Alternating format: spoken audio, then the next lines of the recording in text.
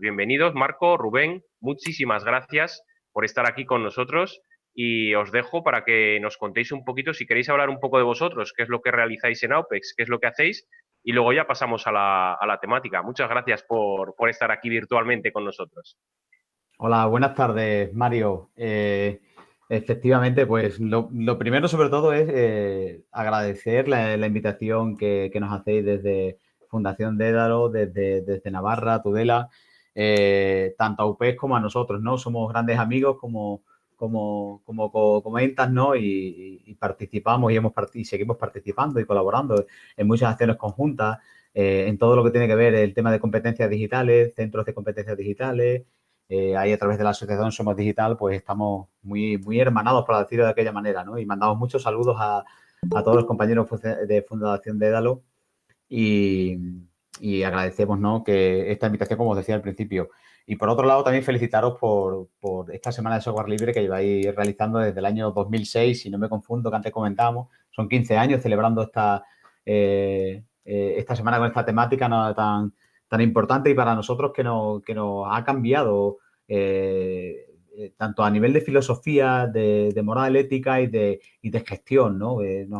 A nosotros el software libre sí que nos tocó de lleno y yo creo que la experiencia que os vamos a contar ahora la disfrutamos, la sufrimos y tenemos muchísimas anécdotas y queremos, bueno, pues en este pequeño webinar que vamos a compartir con todos vosotros, pues intentaremos contaros cuál es nuestra experiencia, ¿no? Y si quieres, Rubén, voy a introducir, ahora vas tú a la parte un poquito más de historia. Mi compañero Rubén es un apasionado del software libre, como ha dicho Mario, ¿no? Y además es una de las personas que está al frente y detrás de lo que es todo el tema del software libre aquí en Extremadura y en concreto con la red de centros de competencias digitales que os pasaremos a contar ahora, ¿no? Entonces, él os contará un poco más todavía los entresijos de todas estas ventajas. No hablaremos tanto de inconvenientes, pero alguna anécdota, alguna situación sí que compartiríamos con vosotros para que también estéis al corriente. Bueno, pues en primer lugar, Rubén, si quieres poner la presentación que Sí, tenemos por ahí, te pues pongo. yo en primer lugar sí que quería introducir de dónde venimos, porque nosotros venimos de la Asociación de Universidades Populares de Extremadura, que esto es una organización que sin ánimo de lucro que se constituyó en el año 1992, ¿vale? AUPES y las universidades populares, no sé si os suena, sobre todo el concepto de universidad popular, que estamos regados aquí en Extremadura, el sur de la península y, bueno, está por todo a nivel nacional, ¿no? Pero, bueno, nosotros somos el órgano representativo de más de 200 universidades populares aquí en Extremadura y, y simplemente, bueno, por comentaros qué es una universidad popular, yo creo que muchos de vosotros diréis, oye, ¿qué es una universidad popular? Pues la Universidad Popular es un proyecto de desarrollo cultural que actúa en el municipio, es un proyecto local, ¿no? Que tiene como objetivos, por ejemplo, la participación social, la educación, la formación, la cultura y, en definitiva y en resumidas cuentas, pues mejorar la calidad de vida de las personas y de toda la población donde estamos actuando, ¿no? Como os decía, más de 200 universidades populares.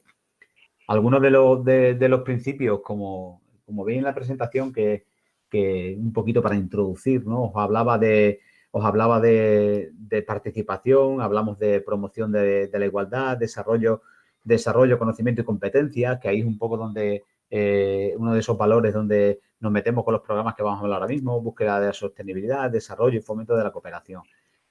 Tenemos muchas líneas de trabajo en la asociación, en la UP. Estamos trabajando la educación, trabajamos la participación social, la promoción cultural, la cooperación. Y, por otro lado, en la línea y el departamento donde estamos nosotros trabajando o área es el área de formación, empleo y tecnologías, ¿no? O competencias digitales, como nos hemos pasado a llamar, acuñando este concepto, ¿no? Nosotros en AUPEX, dentro de los programas y dentro de los proyectos con los que trabajamos, hemos ido acuñando, me voy a ir centrando un poquito ya en el tema de software libre, hemos ido acuñando todo este tipo de tecnología y la hemos ido aplicando de forma transversal en muchísimos programas, ya sean de base tecnológica programas que por la razón de ser no lo son, ¿no? Por ejemplo, algunos proyectos de éxito, como está proyectando mi compañero Rubén, ¿no? Pues hemos trabajado directamente en la difusión en lo que es la sensibilización de software libre en equipos técnicos. Hemos tenido un proyecto muy importante de transferencia de conocimiento en América Latina. Todo este proyecto del que vamos a hablar ahora mismo sobre software libre, pues lo hemos estado transfiriendo en América Latina, en muchísimos países. Lo aplicamos de forma directa en nuestras plataformas de formación. Ya sabéis, pues a través de Moodle, tenemos 2 plataformas de formación ahora mismo funcionando. Lo aplicamos directamente y ahora pasaremos ahí ya más al detalle en nuestra red de centros de competencias digitales para la empleabilidad en Extremadura, ¿ves? La red de centros de competencias digitales, los nuevos centros del conocimiento. Y también lo estamos aplicando y desarrollando de forma muy personal en lo que es la programación y desarrollo de distintos aplicativos dentro de la organización, ¿no? O sea que nosotros en AUPEX, además de funcionar con software libre en algún proyecto, como es lo que os hemos comentado, lo estamos aplicando de forma transversal en casi todas las áreas. Tenemos por ahí un pequeño reducto, pero en casi todas las áreas de trabajo de la organización, pues estamos trabajando con software libre. Estamos trabajando a nivel de software, estamos trabajando también ahora ya con hardware también y lo aplicamos, como decía, de una manera muy transversal y que nos está permitiendo, pues, tener una serie de ventajas como puede ser el desarrollo, la programación de aplicaciones a nuestra medida, ¿no?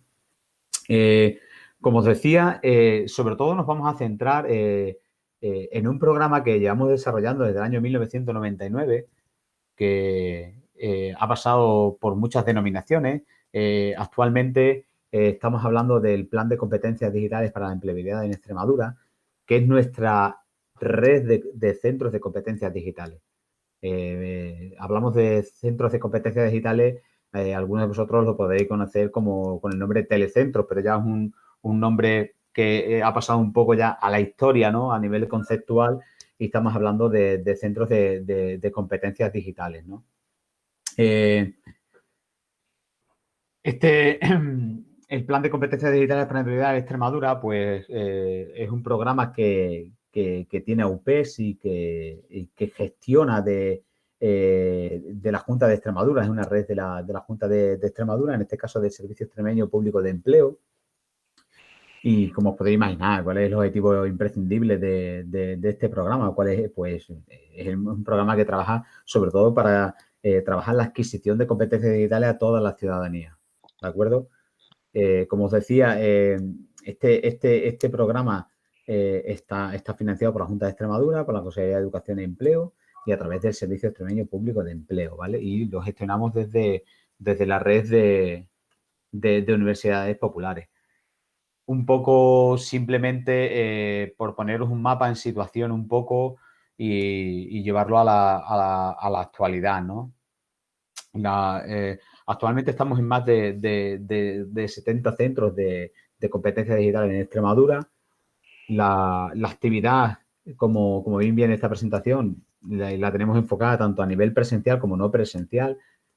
Tenemos acciones que la mayoría, ahora, por la situación especial que estamos viendo de COVID, ¿no? La mayoría son, en este caso ahora, de momento, en el momento que estamos ahora mismo, hay muchísimas actividades presenciales todavía, pero hemos tenido un momento donde hemos tenido que llevarlo todo al plano online y tenemos muchas acciones todavía no presenciales y que se están desarrollando tanto a través de plataformas específicas como a través de otros tipos de plataformas de formación y que una metodología muy específica en el que hemos estado asesorando, hemos estado acompañando a toda la ciudadanía extremeña en este momento tan complicado, ¿no?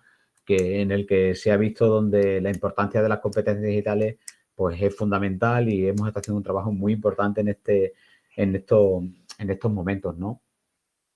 Yo no quería tampoco robarle mucho tiempo a lo que es nuestra experiencia con el software libre, porque como bien os decía, os quería presentar en un principio lo que es la Asociación de Universidades Populares, lo que es AUPE, en el marco en el que estamos situados y el contexto, y sobre todo llevarlo a la red de centros de competencias digitales, a los nuevos centros del conocimiento. Este proyecto o este programa se inicia en Extremadura en el año 99, en un principio en 6 centros pilotos. Actualmente estamos, como decía, estamos en más de 70, más de 71 centros. Actuamos alrededor del año en más de 150 localidades por toda Extremadura. Nosotros, como conocéis, si no conocéis Extremadura, os invito a venir a Extremadura, una gran desconocida, pero a su vez una región preciosa, ¿no? Y os invitamos a venir, ¿no? Como decía, ¿no? Y por la situación que tenemos nosotros especialmente, casi en un 80-85% de los centros están ubicados en zonas rurales. Y actuamos, como os decía, en los centros estamos en más de 71 centros, pero llegamos a lo largo de la geografía extremeña en el año a más de 150 localidades, porque muchas veces pues actuamos de forma local y de forma comarcal, perdón, y vamos a muchísimos otros pueblos donde no tenemos centros y utilizando sus instalaciones y aprovechando los recursos que hay en el territorio, ¿no?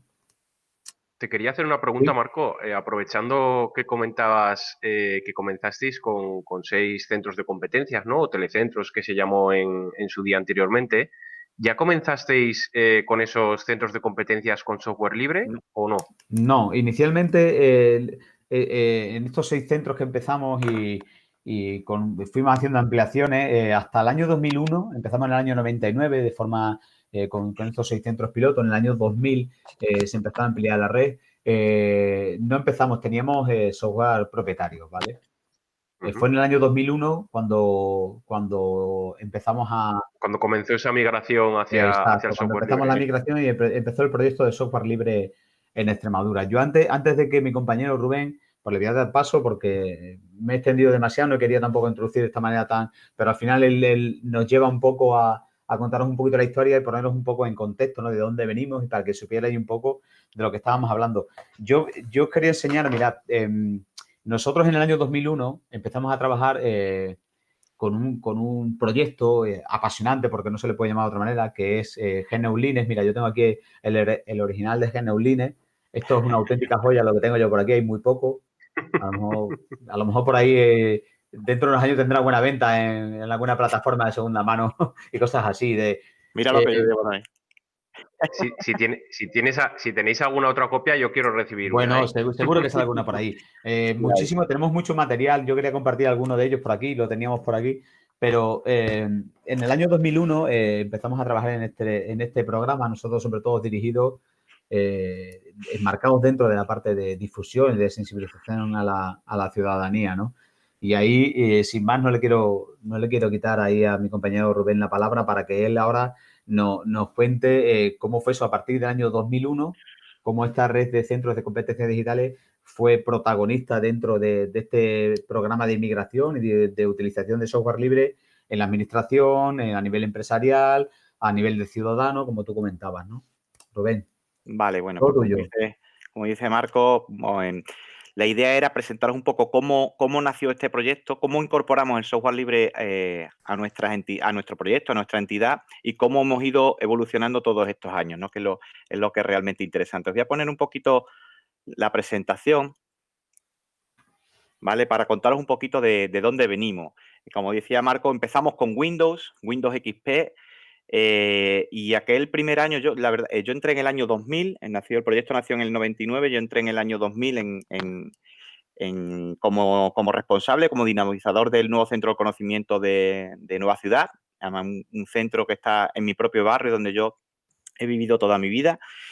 Y la verdad es que fue una auténtica locura aquel primer año porque con Windows XP me acuerdo que era la época de los virus y estábamos en aquel momento cuando yo entré 33 centros y se infectaba uno, nos infectábamos todos. Y era una auténtica locura de formateo cada 2x3. Entonces, en el año 2001, Extremadura pone en marcha un proyecto que se llamaba Sociedad de la Información. Estaba como presidente Juan Carlos Rodríguez Ibarra y su consejero de Educación, Luis Millán Vázquez de Miguel. Este proyecto pretendía, sobre todo, garantizar el derecho a la conectividad de toda la ciudadanía, de toda la población. Era un proyecto muy ambicioso, ¿vale? Y sobre todo por facilitar la alfabetización tecnológica, que la sociedad empezara a manejar todas estas competencias, se fuera haciendo a los ordenadores, empezamos desde cero, cómo se encendía el ordenador, cómo se usaba un teclado, cómo usaba el correo electrónico, empezábamos con modem en aquella época, con RDSI, y sobre todo por adaptar a toda la sociedad extremeña a lo que se venía preparando para el siglo XXI, ¿vale? Cuando se pensó este proyecto, era un proyecto muy ambicioso, como digo, por el cual se pusieron en marcha una serie de proyectos que cubrieran a toda la sociedad extremeña. Por un lado, se puso la red tecnológica educativa, que como veis, se dotaron a todas las aulas con ordenadores. Veis que esa foto es una instalación que se hizo en uno de nuestros institutos. Era un ordenador, además en aquella época eran de esos cabezones, por cada 2 alumnos, ¿vale? La red tecnológica educativa estaba cubierta con ese proyecto, niños hasta 16 años. Por otro lado, se puso en marcha Vivernet. Vivernet era un proyecto dirigido específicamente para empresarios o para empresas, sobre todo para emprendedores que querían poner en marcha su empresa. Y Vivernet lo que hacía era dotarle de medios para que pudieran ponerla lo antes posible. De hecho, Vivernet tenía una serie de aulas dotadas con conexión a Internet, ordenador, impresora, y el emprendedor tan solo tenía que poner su idea, ¿vale? Para desarrollar su empresa. Se puso también en marcha FEVAL, que era una institución de una ciudad que se llama Don Benito, de aquí de Extremadura, que era un referente, era una puerta abierta a todas esas tecnologías que iban naciendo por aquella época y que ahí se demostraban pues para toda la gente que necesitara de este tipo de formación. Aquí hablamos de agricultores, empresarios, profesorado, etcétera, etcétera. Y nació el Plan de Alfabetización Tecnológica que somos nosotros, que en aquella época se llamaba así, Plan de Alfabetización Tecnológica, y en el año 2001, cuando nació el proyecto Sociedad de la Información junto con Linux, se le añadió la coletilla y software libre de Extremadura. Ahí es donde empieza nuestro inicio con el software libre. GNU Linux era un sistema que en principio nació, si veis, tuvo una repercusión a nivel internacional brutal porque la Junta de Extremadura era la primera institución pública que apostaba por instalar software libre, no porque no se utilizara software libre la primera que utilizara, no, porque ya software libre se estaba utilizando ya hacía unos años, sobre todo en entornos educativos, en entornos universitarios, pero sí como fue la primera institución pública en apostar por un cambio grande en la administración. El primer motivo fue económico. Si veis ahí algunas noticias, por ejemplo esa, actualizar el software libre de la Junta costaría 100 millones si no existiera Linux. El primer motivo era económico. Como sabéis, la Junta de Extremadura pretendía actualizar todos los institutos y había que poner en marcha 70.000 ordenadores con sus sistemas operativos. 70.000 ordenadores en el sistema educativo significaba 70.000 licencias en este caso de Windows, 70.000 licencias de un proceso de texto, 70.000 licencias, todo se multiplicaba por 70.000. Económicamente eso no era viable. Por eso nació Linux. Luego sí que se adoptó toda la filosofía del software libre, toda la ética de este movimiento y todo el mundo se lo empezó a creer y todo el mundo empezó a confiar y a apostar por software libre. Tuvimos una gran repercusión a nivel internacional, incluso el Washington Post publicó esta noticia bajo el título La alternativa europea a Microsoft y empezó un movimiento que puso a Extremadura a nivel internacional en boca de todo el mundo. ¿Por qué lo adoptamos nosotros? Bueno, en principio el software libre tiene una serie de libertades que hay que cumplir para que el software o la aplicación que se esté utilizando sea completamente libre, ¿vale? Libre no significa lo mismo que abierto, ¿vale? Libre significa que tiene que cumplir 4 libertades que marca la Free Software Foundation, que es la entidad que vela por el software libre. 1, libertad de uso. El software que se desarrolla lo podemos usar de cualquier forma, educativa, de manera pública, de manera privada, de manera militar, comercial, como nosotros queramos. Segundo, tenemos que tener acceso al código fuente. Eso es esencial. Tenemos que conocer el código con el que están hechas las aplicaciones. Segundo, libertad 2, podemos distribuirlo, y la libertad 3, como queramos, cobrando, sin cobrar. Y la libertad 3 es que podemos coger ese código, podemos modificarlo y además podemos compartirlo, ¿vale? A partir de aquí surgen una serie de licencias y muchas licencias de software. está la open source, que es un poquito menos restrictiva que el software libre, licencias BSD, hay un montón de licencias. Nosotros apostamos por este modelo, la Junta de Extremadura opta por este modelo, aunque poco a poco se van abriendo otro tipo de licencias en las distribuciones, pero sobre todo AUPEX y nuestro proyecto lo acoge la Junta de Extremadura por varios motivos. Primero, porque nos da libertad de elección. El software cerrado al final crea monopolio. Si yo le encargo el desarrollo de una aplicación a una empresa y esa empresa a mí no me da el código fuente, siempre estaré atado a esa empresa. Sin embargo, si yo encargo ese mismo software a una empresa cuyo software es abierto, me tienen que entregar el software. Y si la próxima vez que yo le quiero hacer modificaciones, puedo elegir cuál es la empresa que me interesa que haga esas modificaciones, por precio, por ubicación, con lo cual eso genera riqueza, sobre todo en la tierra. Lines empezó a generar riqueza en Extremadura porque empezaron a generarse empresas que tenían que dar servicio a la Junta de Extremadura, empresas de mantenimiento, empresas de desarrollo, empresas de educación, formación, etcétera. Y eso se hacía aquí. Si yo, por ejemplo, quiero hacer alguna modificación, por ejemplo, imaginaros en Windows, no podría hacerlo porque no tenemos el código y tendríamos que hablar con la empresa que está en Estados Unidos y nos tendrían que hacer ellos el código, porque son los únicos y los propietarios que tienen acceso a ese código. Segundo, venía bien porque producía un bajo coste en la adquisición. La inmensa mayoría del software libre es gratuito. Eso no quiere decir que todo sea gratuito, ¿vale? Se puede cobrar dinero. Nos trae estabilidad. Por ejemplo, nosotros, todos nuestros centros, los 75 centros que comentaba Marco, están todos con distribuciones Ubuntu ahora mismo, porque Linux ha dejado de tener soporte ya hace unos años. Y utilizamos versiones LTS, que son Long Term Support, que en este caso las versiones LTS de Ubuntu tienen un soporte de 10 años, con lo cual nos da estabilidad en el software y nos hace que nuestro hardware también nos dure en el tiempo. Nos da una garantía de más perdurabilidad del hardware. Cumplimos con estándares internacionales, todos estándares abiertos, es compatible, es interoperable. Nos hemos olvidado hace muchos años de los antivirus, yo así como 18 años, ya no sé lo que es un antivirus, y nos permite, porque vemos el código de otras personas, pues investigar, desarrollar y propagar con licencias libres también la documentación y el conocimiento que nosotros vamos adquiriendo.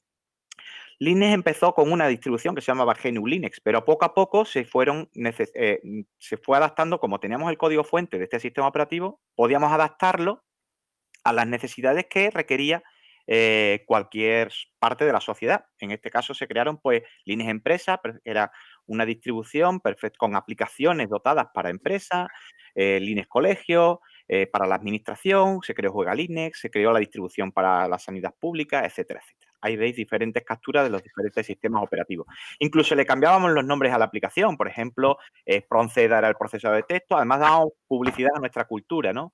Caparra era una hoja de cálculo, la grulla era el navegador, Montehermoso es el gorro típico de Montehermoso, que era el reproductor de música, etcétera, etcétera. El grabador, por ejemplo, era brasero. El brasero era el grabador. Para quemar los CD. Y eso nos permitía, por un lado, acercarle este tipo de aplicaciones sobre todo por ejemplo, Spronceda era más fácil de recordar por una persona mayor que se acercaba a nuestro centro, porque todo el mundo sabe que es un autor, un escritor extremeño, además muy, muy conocido. Es mucho más fácil decir Spronceda por una persona que decir Microsoft Word o decir LibreOffice Word, Writer, ¿no? Entonces, podíamos adaptar cualquier cosa porque teníamos el código fuente, ¿vale? Entonces, hubo que empezar en Extremadura un proceso de migración, sobre todo también en nuestro centro. Tuvimos que sensibilizar y capacitar a los técnicos de los nuevos centros de conocimiento en temas de software libre. Tuvimos que trabajar en equipo, reforzar la capacidad innovadora para cuando hacíamos acciones, desarrollábamos acciones masivas a nivel local y a nivel regional para difundir el software libre, etcétera, etcétera. Y vamos rompiendo con un montón ahí de Rubén, falsos. Rubén, ¿Sí? perdona que Claro. te interrumpa ahí un momentín, simplemente porque ahí en lo que acabas de comentar en ese proceso de migración sí que es importante pararnos un momentito, porque yo creo que aquí la parte de sensibilización y capacitación, en primer lugar, tenemos una barrera, ¿no? Y siempre genera rechazo cualquier cambio. Y cuando estamos hablando de tu herramienta de trabajo, pues Sí.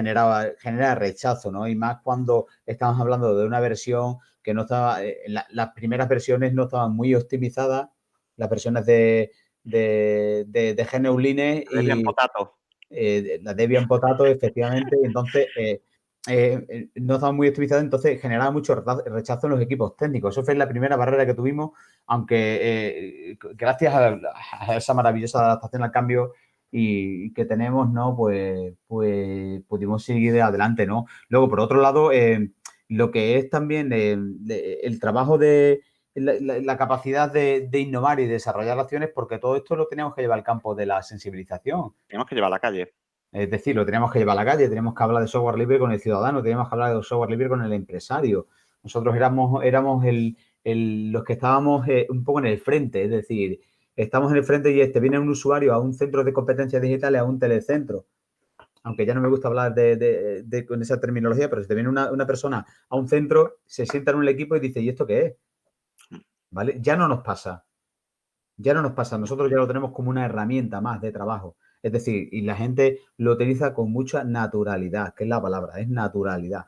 Hoy hay una persona que puede venir a un centro de competencias digitales o va a hacer uso o se pone a trabajar en la administración porque en el sistema de salud extremeño, por ejemplo, están trabajando con todo lo que son los trabajadores del sistema de salud, están trabajando con software libre. Pues si tienen que abrir el LibreOffice, que antiguamente lo que te digo, en unos inicios, como decía Rubén, ¿no? Esos nombres, esos iconos que le pusimos un poco para vender la marca Linux, porque al final fue una marca, ¿no? Pero si estamos hablando de que las personas lo utilizan con naturalidad, es que si yo no tengo que abrir Microsoft Word, abro LibreOffice, es LibreOffice. Y si en vez de un programa de tratamiento de imagen, llámese lo que sea, sin decir ninguna marca por ahí, pues utilizo GIMP, ¿vale? Porque nos resuelve mucho. Tanto, por eso decía que tanto a nivel profesional como a nivel de ciudadano se está utilizando con naturalidad y como algo muy normal. O sea, la gente no lo nota. Nosotros ya no vendemos el software libre. No va en ningún objetivo nuestro. No hablamos de él, ni hacemos acciones, ni hacemos ninguna campaña porque ya lo tenemos como asumido como propio.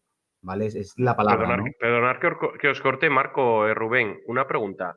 ¿Cuánto tiempo duró ese proceso de migración, desde que comenzasteis esa migración hasta que ya se estabilizó ese uso de software libre? ¿Se puede medir en tiempo? Bueno, a ver, yo creo que el tiempo, lo que fue el proceso de migración, estuvimos durante 2 años haciendo el proceso de migración, si no recuerdo mal, hasta el año 2003. Si El Rubén primer año fue muy duro. El primer año fue muy duro porque la primera distribución era la Debian Potato y, como bien lo decía su nombre, era una auténtica patata. Y nos costó la vida, ¿eh? Fue ese año, me acuerdo yo, los problemas técnicos cada 2 por 3, una versión muy poco probada. Nosotros fuimos quizás los primeros beta testers de esas primeras distribuciones. Luego ya el caso es que con Debian Goody ya a partir de ahí fluyó la cosa bastante mejor, ¿no? Pero como dice Marco, el principal problema que nos encontramos era el problema al cambio, el que yo tenía mi aplicación en la izquierda y ahora está a la derecha, en que antes se llamaba Word y ahora se llama Espronceda. Ese era el principal problema. Yo he estado muchas veces en formaciones de funcionarios y el principal problema era ese. Y yo se lo decía, es que yo esto no lo sé manejar. Pero es que a ti te han puesto ante un Windows y tampoco te han dado formación y lo manejabas perfectamente. ¿Por qué con este no? El cambio, el cambio de nombre. Nosotros, por ejemplo, desde aquí, desde Dédalo, sí que vemos, nosotros intentamos fomentar el uso de software libre, pero claro, cuando programamos un curso de manejo básico del ordenador, que solemos llamar algunos cursos así, el 90% de las personas que vienen pensando en que, claro, yo tengo en casa un ordenador que he comprado con un sistema propietario. Entonces, ¿cómo me vais a poner aquí un Linux, un Ubuntu, un Linux Mint, un Debian, una distribución Linux que yo no sé ni por dónde cogerla, ¿no?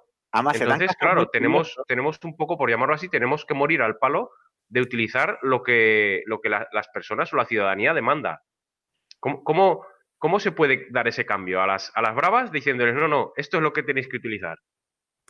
No, yo siempre he pensado lo mismo. Cuando era técnico, yo siempre les decía lo mismo a los usuarios. Lo que hay que aprender es a conducir. Es decir, si tú aprendes a conducir, lo mismo te da usar un Ford Fiesta que usar un Mercedes. Da igual Da la igual. marca de coche que Da lleves, igual la claro. marca de coche. El procesador de texto es un procesador de texto de una marca o de otra, pero lo que cambia es la marca. Tú tienes que aprender a conducir. Y si te ponen delante un Windows, tú tienes que saber manejar un procesador en Windows. Si te ponen delante un Linux, al final, si crear una carpeta es igual en Linux, en Windows y en Mac. botón derecho, crear carpeta. Entonces, tú lo que tienes que aprender es a conducir. Si sabes conducir, podrás manejar cualquier tipo de ordenador. Yo creo que el primer paso sería ese, ¿no? El quitar ese miedo a lo diferente, ¿no? O a lo que no es lo de siempre. A mí me ha pasado ese caso y me causaba mucha sensación, porque muchos usuarios que venían a nuestro centro jamás habían manejado otro sistema operativo y aprendían con Linux, con Linux.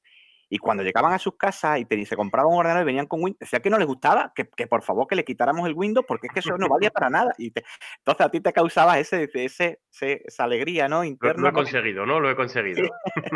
No, pero el principal problema es ese. De hecho, hoy en día un escritorio Linux es igual o más potente que cualquier otro escritorio propietario. De hecho, hay una pelea muy grande porque Windows está ahora, Microsoft está ahora intentando cambiar muchas cosas a sistemas Linux y demás, porque ya no es tan enemigo de Linux y hay un debate bastante importante en el tema de Está abriendo un poco, ¿no? Está Sí, abriendo un está poco la abriendo un mente poco. a diferentes temas software libres, sí, yo Sí, pienso. pues Mario, yo creo que la pregunta que decías inicialmente cuando estábamos hablando del proceso de migración duró Sí. de aproximadamente 2 años porque todas esas incorporaciones y en los sistemas no estamos hablando solo en una red de centros de competencias digitales, porque como dice Rubén, pues al final éramos nosotros los que estábamos ahí un poco haciendo de tester, ¿no?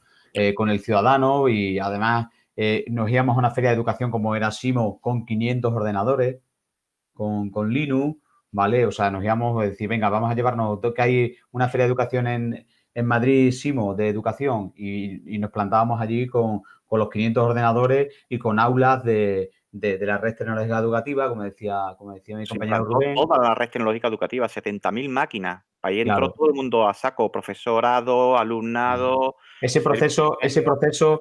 pues primero pasa por esa parte que me digo yo, de trabajadores, de gente que está con la herramienta, que le cambias la herramienta suya de trabajo y Y hay siempre que tienes formar, lógicamente, en esa nueva claro, herramienta. tienes que formar y tienes que tener mucha capacidad, sobre todo, de evangelizar. Es decir, cuando hablo de evangelizar, es decir, Sí, de sí. llegar y convencer a la gente de decir, oye, que esto, como decía Rubén, que yo aquí lo que tú lo mismo te da utilizar este programa con este nombre que con este otro. Simplemente que te resuelva a ti, que al final seas capaz de hacer la gestión que tengas que hacer o desarrollar tu trabajo. Por un lado, por ahí, ¿no? Porque el primer frente que tienes es, pum, trabajadores, gente que utiliza las herramientas. Luego ya está el ciudadano, que al ciudadano, al final, el ciudadano es el que mejor sabe desenvolverse, porque ellos le vieron muchas ventajas, además, ¿eh? Porque hablamos de software libre, que muchas de las ventajas que ha comentado mi compañero Rubén es decir, nos olvidamos de lo que son software malicioso, antivirus, todo el tema de seguridad lo tenemos garantizado, la estabilidad en el control de versiones y demás, pues la tenemos también. Nosotros Os ahora voy a mismo, lanzar, Marcos, si no te importa, una sí, pregunta por el chat, un poco maliciosa, nunca mejor vale, dicho, acerca de este tema que estás hablando ahora mismo exactamente, del tema del antivirus. Si bien yo estoy de acuerdo con vosotros en que Linux, hay menos virus para Linux, menos, sobre todo entiendo yo por el porcentaje de uso, ¿no? Porque si yo fabrico un virus, tengo la capacidad de fabricar un virus que reinfectar al 90% de la población que está utilizando un sistema propietario, ¿no? Sí. Yo no estoy del todo de acuerdo con vosotros en el tema de no utilizar ningún antivirus. Yo sí que me guardaría las espaldas, porque os lanzo la pregunta. Si yo me infecto con un sistema operativo Linux, que es mucho menos probable que con otros sistemas, en eso estamos de acuerdo, ¿cómo lo sé si no tengo un antivirus? Ahí lo dejo. En principio, normalmente cuando tienes un virus siempre hay algunas cositas donde lo notas, la velocidad de trabajo, el que se te abra publicidad, no suele haber mucho tipo de virus gusanos, pero tal. El hecho de infectarte con un virus no tiene tanto peligro en un sistema Linux por el hecho de cómo está desarrollado ese sistema operativo, por el sistema de permisos que tiene. Es decir, si tú lo trabajas bien y no trabajas como administrador y te infecta, el que se infecta es un usuario. Por el tema de permisos no infecta a los demás usuarios del sistema, con lo cual, si tú te llegaras a infectar, lo único que tendrías que eliminar el trocito a ese usuario y quedaría completamente eliminado. En principio, yo hace 18 años que no Os uso quería virus. pillar, pero veo que no os he pillado. Cuando me preguntan, es que además hace 2 días estaba eliminándole virus a mi cuñada, que me llamó, se me abren ventanas por todos lados, no sé qué. Digamos que para que todos los usuarios que están conectados con nosotros en el webinar lo entiendan, que imagino que no todo el mundo será informático ni tendrán los conocimientos, digamos que Linux tiene un sistema de gestión, ¿no?, del sistema operativo De usuario, que normalmente trabajamos con un usuario sin altos privilegios, que no es administrador, y de esa manera, si ese usuario se infecta, solamente queda esa parte del usuario infectada, que eliminando ese usuario y todos sus documentos, sus carpetas y demás, ya tendríamos el sistema operativo otra vez limpio. De hecho, Linux es un sistema tan seguro que, si os fijáis, el 90% de los servidores que están en Internet son sistemas Linux, no hay sistemas propietarios. Casi todo está montado bajo sistemas Linux. Yo quería, a la pregunta que ha hecho Mario, también quería, desde un punto de vista un poco menos técnico, ¿vale? Que ahí la respuesta de mi compañero Rubén ha estado fenomenal. Yo creo que puede resolver alguna dudilla, pero yo te voy a decir una cosa a nivel de usuario, ¿eh? Yo soy menos técnico que Rubén, mucho menos, por no decirte que no lo soy, pero yo llevo utilizando Algo sabes, Linux. Marco, ¿eh? Algo sabes también. Algo sabemos, Muchos pero años, muchos yo años. no me he infectado nunca y no tengo antivirus. ¿De acuerdo? O sea, y trabajando muchas horas al día, utilizando muchas plataformas y demás. Así a nivel, desde el punto de vista de usuario, para mí ahora mismo no, que sí, como tú dices, que podríamos tener, sí, yo te doy mi experiencia y la de muchísima gente que trabajamos constantemente con Linux sin ninguna, no utilizando plataformas alternativas. O sea, es decir, yo tengo mi equipo Linux instalado y no tengo otra cosa instalada. Y nunca me he infectado, ¿eh? ¿Y os habéis planteado en algún momento meter algún Ni software ningún antivirus? centro, ¿eh? No, ni ningún centro. 75 centros, 750 máquinas ahora mismo y no están infectados ninguno. No, y sobre todo Hace muchos años. en esas máquinas que comenta Rubén, estamos hablando de 70 por día, estamos hablando de más de 700 máquinas. Más todas las el equipo que tenga trabajando a OPEX. Claro, nosotros no hemos sufrido no hemos tenido ese problema, ¿no? Y luego también, en nuestra red de centro pueden pasar al cabo del año más de 25.000 personas por acciones formativas. Esas personas utilizan los equipos, vienen con su pendrive, vienen con cualquier otro dispositivo o hace uso de la red, siempre bajo la tutela, ¿no?, del dinamizador que hay en cada uno de los centros, pero no hemos tenido ninguna incidencia. Yo he sido igual que Rubén. Yo he sido dinamizador, además, entramos los dos juntos el mismo día a trabajar en esta organización y estuvimos los dos en un centro de competencias digitales. Yo estuve en Badajoz y estaba en Mérida. Y cuando en ese año, desde el año 2000 hasta el 2001, que empezamos a organizar el INE, nosotros lo que hacíamos era constantemente, todas las tardes, tarde y noche, cuando se terminaban las sesiones y íbamos a cerrar el centro, teníamos que estar limpiando ordenadores. Porque los ordenadores, había veces que se abría la pantalla en uno y decían los 10 equipos, pum, pum, pum, pum, pum, la misma pantalla. O sea, teníamos, y ahora, como experiencia, nosotros en nuestra red de competencias digitales, nosotros en la organización, en AUP, más de 150 trabajadores, ¿de acuerdo? Todos trabajando con software libre, me parece que de esos 150 tenemos a 5 compañeros, compañeras que trabajan en un departamento muy específico, que tienen un programa muy específico, un programa de contabilidad, ¿vale? Entonces, ahí no hemos podido migrar totalmente y ellos siguen utilizándolo. Los demás no tenemos software propietario, en este caso estamos utilizando la distribución que es Ubuntu. Y no hay ningún virus rulando en la organización, no hay ningún problema de infección, puede haber como cualquier otro tipo de problemas tecnológicos que pueda tener cualquier persona en un equipo, ¿no? Pero no tiene nada relacionado con temas de seguridad, esa parte la tenemos superada. Así a nivel un poco como experiencia que pueda servir y que si hay alguna organización, algún tipo de administración que quiera hacer el cambio, quiera hacer el proceso de adaptación, pues ahí tiene nuestra experiencia porque a nosotros sí nos ha funcionado en ese sentido.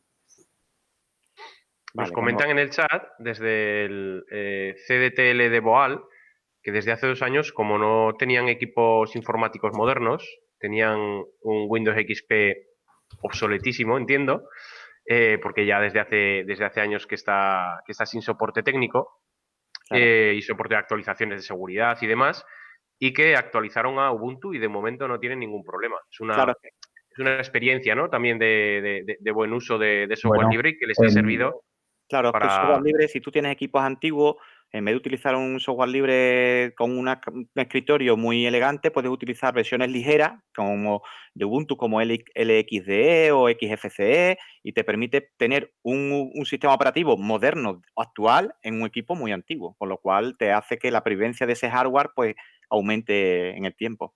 Desde aquí sí hemos hecho charlas y talleres Claro, sobre la reutilización, ¿no? de equipos antiguos eso con es. software libre, ¿no? Como puede ser distribuciones como Lubuntu, como comentabas, ¿no? Subuntu, Lubuntu, Debian en versiones LXDE, con escritorios más ligeros que te permitan dar vida incluso a equipos con 1 GB de RAM solamente, con 512 Eso es. megas, que puedan volver a funcionar, ¿no? Que no Claro. tengamos que tirarlos ni actualizar constantemente nuestro ordenador, sino que nos puedan servir. Es otra de las ventajas que tiene el software Claro. libre. El otro día para mi peque, que están ahora trabajando mucho en distancia en el colegio, levanté un compás presario de 1 GHz y 512 de RAM con una versión antigua, un ordenador de hace Ujú. ya.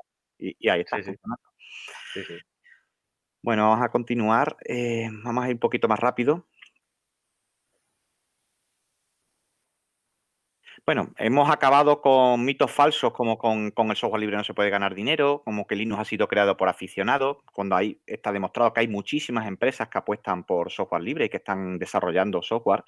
Que Linux es el único núcleo libre, hay muchísimos en el mercado, que el software libre es feo, es tan bonito, tan elegante, tan optimizable como cualquier otro, que no es compatible, es 100% compatible, porque si no fuera compatible, él estaría muerto, ¿vale? Es súper compatible. Y se pueden utilizar, bueno, pues como el entorno de escritorio que tú quieras. Lo puedes poner muy bonito o menos bonito. Hay muchísimos entornos de escritorio, Genome, KDE, Mate y entornos ligeros como XFCE, XGDE, etc. Nosotros lo utilizamos pues de muchas maneras. Como software de escritorio. En nuestro caso ahora hemos migrado desde que dejó de tener servicio y asistencia a Linux, pues migramos a Ubuntu porque entendimos que era una plataforma que tiene mucho soporte y que tiene una comunidad internacional de apoyo bastante grande. LibreOffice quizás sea para mí quizás una de las mejores plataformas de ofimática del mercado y es completamente libre y gratuita. Y lo que pasa es que tenemos muchas veces el concepto de cómo es libre, pues no será tan bueno, ¿no? Pues no, eso tampoco es así. LibreOffice es un paquete de ofimática bastante fiable, estable y potente. Utilizamos Jim para en retoque fotográfico, Audacity para audio. Hay plataformas tan potentes como Blender para trabajar con vídeo, OpenShot, VLC para trabajar con ofimática. Kodi lo utilizamos también para navegar por internet, gestor de correo electrónico. Mucha gente utiliza este tipo de software, por ejemplo, Firefox en entorno o Chrome en entornos propietarios sin saber que es software libre. Pues todo esto es software libre. Firefox, Chrome, Thunderbird, WordPress, eh, programas de FTP. No sé si conocéis Jitsi. Jitsi es una plataforma de hacer videoconferencias 100% libre, abierta, es una pasada. La calidad que tiene, porque además no utiliza audio y vídeo en formato propietario como es el MP3 o el MP4, sino que utiliza code completamente libre para hacerlo y además tiene una calidad brutal. OBS, que es una plataforma que se está utilizando mucho hoy en día, sobre todo todos estos youtubers y todo demás que están emitiendo por internet, pues OBS es la plataforma que está por debajo de esas emisiones con las que ponen pues textos, meten cámaras, páginas, etcétera, etcétera. Hemos emitido por internet, hemos tenido nuestra radio online con Icecast, hacemos formación online con Moodle, hemos tenido plataformas de televisión como un proyecto muy potente que tuvimos que se llamaba Mundo Libre Televisión. Y cuando desarrollamos aplicaciones nuevas bajo licencias libres, pues utilizamos HTML, CSS, JavaScript, entornos LAMP, Linux, Apache, MySQL, PHP. Todo nuestro servidor está con ese entorno y es completamente libre. Ahora hemos empezado a trabajar todo el tema de la robótica, del pensamiento computacional y volvemos a apostar por todo lo que es el pensamiento y la programación libre. Hemos comprado, todos los centros nuestros tienen Raspberry Pi, que son mini PCs y todas están con eh, Raspbian, que es una versión de Linux ligera basada en Debian. Todas funcionan con Raspbian. Tenemos tarjetas Arduino cuya placas son completamente libres y están también en el mercado los dibujos de las placas para que se puedan modificar y tú puedas adaptar ese modelo de placa. O trabajamos también en el tema de iniciación a la programación con entornos visuales, con Scratch o App Inventor, que ambas tienen licencias libres. Y por supuesto, mucha gente está utilizando Android sin saber que Android también tiene una licencia open source. quería terminar mostrando que incluso la Comunidad Económica Europea va a hacer una apuesta muy potente, ya la tenía, pero ahora va a apostar todavía más, va a dar un pasito más y ha creado un proyecto que se llama Think Open, que es una estrategia de software de código abierto entre 2020 y 2023 para potenciar que el uso del código abierto, que las plataformas y los software que se vayan a contratar, pues que vayan con este pensamiento, con esta ética, con ciertos principios que se pueda empezar a pensar en abierto, a transformar, a compartir, a contribuir, a asegurar y mantener el control. Daros cuenta que en el software propietario no mantenemos el control. ¿Por qué? Porque no tenemos acceso al código fuente. Cuando yo instalo un software propietario en mi ordenador, no sé qué es lo que está haciendo dentro porque no tengo el código fuente. Sin embargo, si yo uso software libre, yo sé qué es lo que hace ese software dentro de mi máquina. Eso es súper importante, sobre todo de cara a las administraciones. Es un proyecto, una estrategia, ahí tenéis la página web oficial donde vienen todas las bases. Pretenden crear laboratorios de innovación de código abierto, pretenden facilitar que se contrate la creación de aplicaciones en entornos abiertos, desarrollar habilidades, etcétera, etcétera. Entonces, como veis, pues es una apuesta bastante fuerte, ya no solo por parte de instituciones públicas, sino también la Unión Europea va a empezar a basarse sus políticas de software en este tipo de ética y de filosofía. Si tenéis, no sé, Marco y yo quedamos aquí abiertos completamente a cualquier duda o cualquier cuestión que nos queráis plantear y por mi parte, Eso pues... quería comentar yo también. Primero de todo, daros las gracias, Marco, Rubén, por esta presentación, por este webinar, ¿no?, que nos habéis ofrecido para conocer un poquito más cuál ha sido el desarrollo, ¿no?, de esos primeros momentos de cambio desde la implantación de los telecentros, centros de competencias digitales, vamos a llamarlo ya como los llamamos actualmente, ¿no? Desde la primera implantación de esos centros de competencias digitales y esa migración a software libre, a Linux, luego pasando por esa formación, viendo un poco la historia que ha llevado Extremadura y en este caso Aupex para poder realizar esa migración satisfactoriamente y teneros de ejemplo a nivel nacional y a nivel mundial incluso, como hemos visto en esas publicaciones internacionales, de una migración y de un fomento del software libre y una utilización real. Esto no es algo que estamos contando porque queremos, porque lo sabemos, porque nos gusta, sino que es algo en lo que estáis trabajando con ello. Vuestros centros de competencias digitales, todos los usuarios, profesionales, empresas, trabajan con ello y funciona. Es así de sencillo, es así de claro, y que todo el mundo que nos está viendo y todo el mundo que vea después este vídeo sepa que el software libre no es algo de personas que digan, no, es que yo no me gusta lo de siempre, voy a cambiar. No, es algo que funciona, que tiene muchas ventajas, que por supuesto puede tener algún inconveniente que se puede solventar y que se puede utilizar, ¿no? Así que desde nuestra parte de Fundación Dédalo y la mía personal como responsable técnico, os doy las gracias, por supuesto, por aceptar esta invitación que os hemos lanzado. Y como comentaba Rubén, si tenéis alguna pregunta es el momento. Mientras vemos si hay alguna pregunta que podéis preguntar por el chat y así, os voy a pasar yo una pequeña encuesta de valoración de la actividad para que todo aquel que quiera la pueda rellenar. Os he pasado un enlace a un formulario de Google en este caso para que podáis rellenar una pequeña encuesta de valoración de la actividad, totalmente anónima, ¿vale? Para que nos valoréis y siempre buscando la mejora de estos eventos. No sé si tenéis alguna pregunta. Yo tengo alguna por aquí que me pasaron en su día y durante la charla me han pasado alguna por otros medios. Y es que, ¿cómo nos podríais decir, Marco, Rubén, me da igual cualquiera de los dos, cuáles son los mayores beneficios que ha aportado el software libre a vuestro trabajo y a UPEX? Dos, tres. Yo creo que han salido en la propia charla. Si no te importa, Rubén, esta pregunta se la voy a contestar yo Sí, dale. a Mario y a todos los compañeros y a todas las personas que están viéndonos. Yo creo que, mira, por un lado está la parte económica, porque yo creo que es una pata fundamental, ya ha salido. Hay muchas cosas que no podríamos poner en marcha si lo hiciéramos con software propietario. Nosotros, toda la adquisición de equipamiento, la renovación que hemos hecho de todo el equipamiento de la red de centros de competencias digitales, que la iniciamos en 2016, todos los pliegos que salen, el equipo y tiene que venir instalado con software libre. No queremos software propietario. Claro, baja mucho el coste. Como dice Rubén, no todo el software libre tiene por qué ser gratuito, pero en este caso baja muchísimo el coste, ¿vale? Y lo queremos así.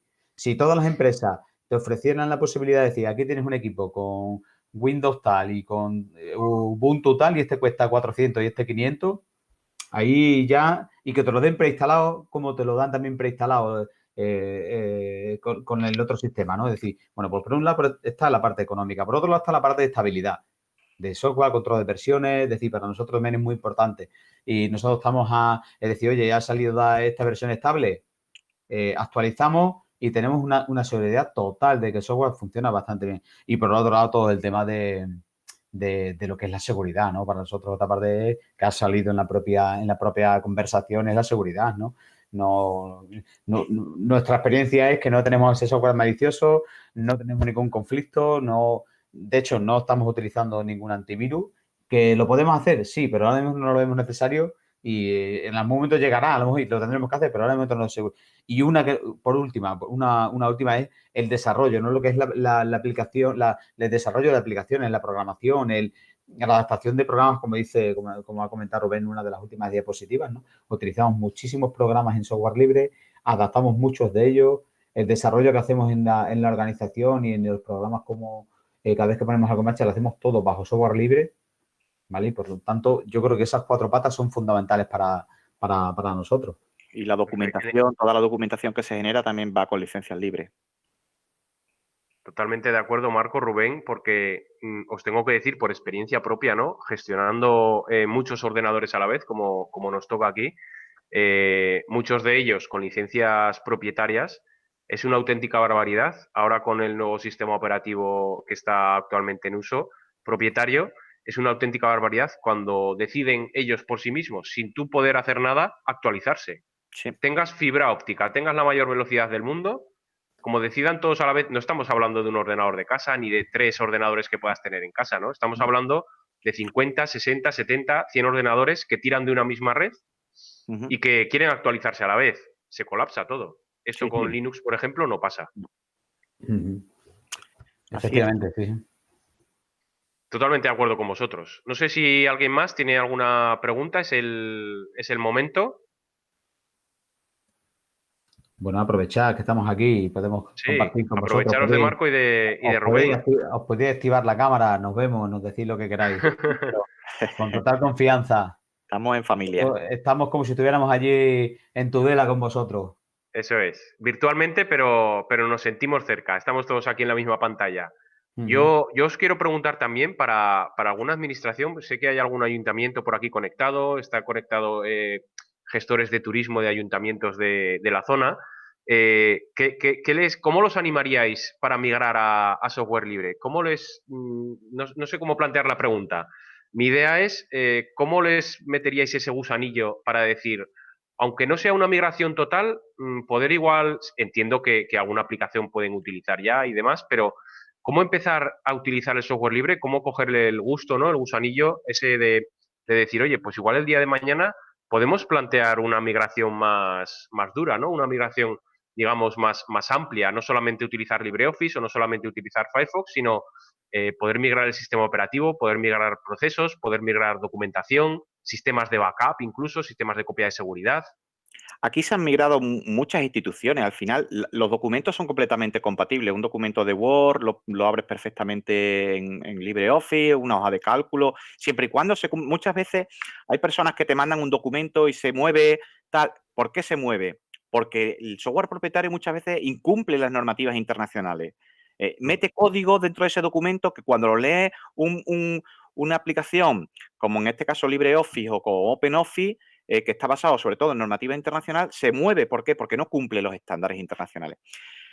Hay muchos ejemplos de ayuntamientos. El ayuntamiento de Múnich en Alemania migró completamente al software libre. Existen muchísimos ejemplos a nivel internacional de instituciones que han migrado.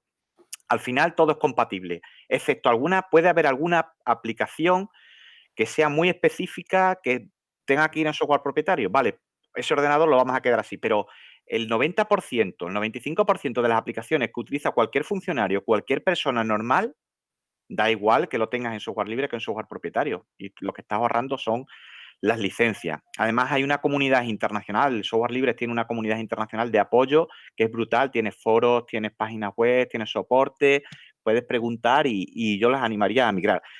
Luego, a nivel personal, voy un poquito más allá. Ya esta te la voy a responder a nivel personal. A nivel personal te la voy a responder.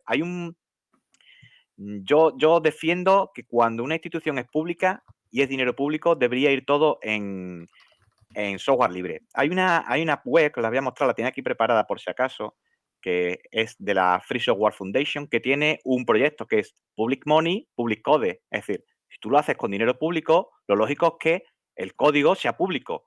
Pasa como con el Big Data. Si tú generas datos públicos con dinero público, lo lógico es que sean abiertos, ¿no?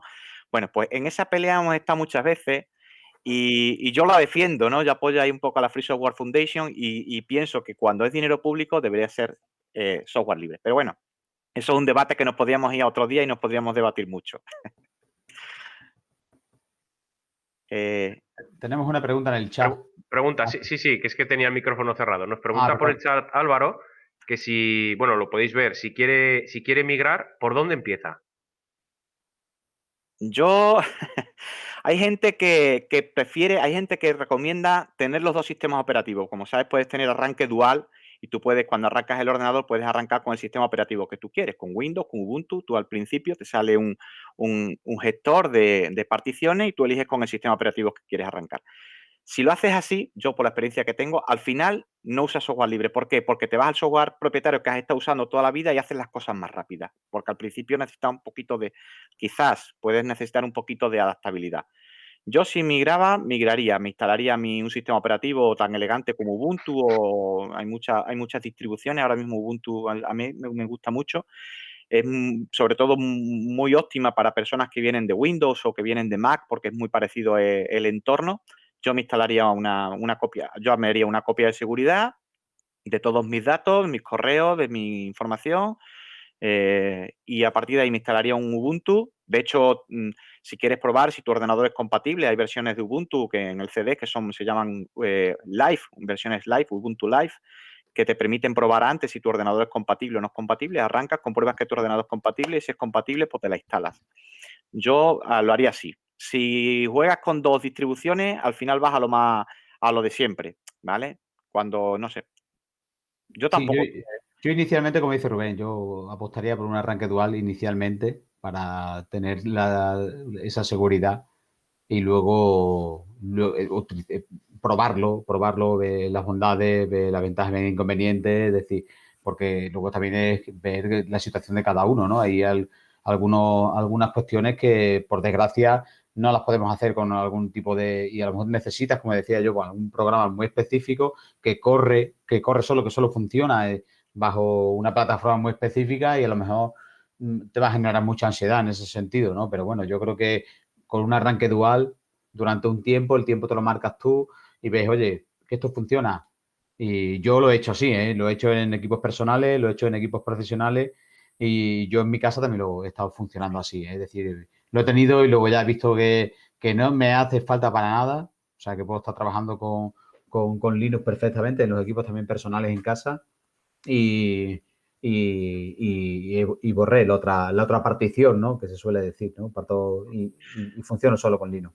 Si no queremos hacer ese cambio, yo hay mucha gente que la entiendo, pues no quiero porque no me atrevo a formatear el ordenador y tengo Windows XP, Windows o Windows 7, Windows 10, lo que sea, o Mac, que no quiero usarlo, vale, sigo usando entre el mal menor, sigo usando tu software propietario, pero instala aplicaciones libres. Instálate Mozilla Firefox, instálate Thunderbird, Chrome, bueno, Chromium en este caso, instálate LibreOffice, no descargues pirata un Microsoft Word pirata que lo tienes que piratear y al final no sabes, porque todas las que están libres en internet gratuito por ahí que te lo descargas pirateado, yo ya ahí a la seguridad ya no me fiaría mucho. Puede venir infectado seguro, casi seguro, porque aquí yo tengo un lema, nadie da duros a 2 pesetas, ¿vale? Cuando hay algo pirateado en internet, porque tiene un doble fondo. Nadie te va a regalar una versión propietaria de un programa que vale X dinero de manera gratuita, ¿vale? Entonces Nos siempre comentan desde el Ayuntamiento de Riosa que si otra solución sería probarlo, para probarlo podría ser con máquinas virtuales. vale, sí, esa es otra opción. Instalarte una máquina virtual y arrancar pues, un Ubuntu, un Genome, un Debian o la distribución que más os guste.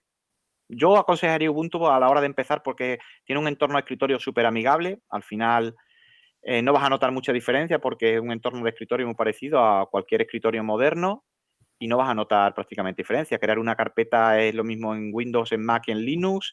Un paquete de ofimática es lo mismo, una hoja de cálculo, no vas a notar muchas diferencias. Cuando vas a navegar por Internet, lo mismo navegas por Chrome en Linux que en Windows, que en Mac. Al final es lo mismo, no vas a notar mucha diferencia.